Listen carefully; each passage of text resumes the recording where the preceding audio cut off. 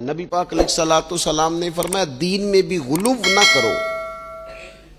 فرمایا تم سے پہلے لوگ غلو کی وجہ سے ہلاک ہو گئے. کچھ لوگ غلو کرتے، چھوڑ دیا جی میں نے سارا کچھ، میرا کوئی تعلق نہیں جی، میں نے نہیں بیاہ کرانا، میرا شادی سے کیا لینا دینا، میں نے گھر چھوڑ دیا جی، اب میں نے بس تسبیحاں ڈال لی ہیں گلے میں جی، میں اب بس مسجد میں ہی ہوں جی، میں فلانی جگہ. دین تو اس کو پسند ہی نہیں کرتا. یہ تو حقوق سے بھاگنے والی بات ہے. شریعت تو اس کو سپورٹ ہی نہیں کرتی.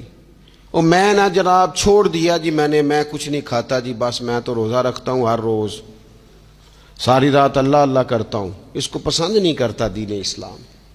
آپ کو معتدل رہنے کا کہا گیا ہے. وہ جو رہبانیت اختیار کر لی تھی یہودیوں نے، عیسائیوں نے، غاروں میں چلے گئے، نکل گئے جنگلوں میں، تو حضور نے فرمایا میرے دین میں کوئی رہبانیت نہیں ہے. دین تو کہتا ہے کہ آپ روٹین کے کام کریں، روٹین کے، اور روٹین کے کام ہی صحیح کر کے کریں، اسی میں آپ کو اللہ کی رضا نصیب ہو جائے گی.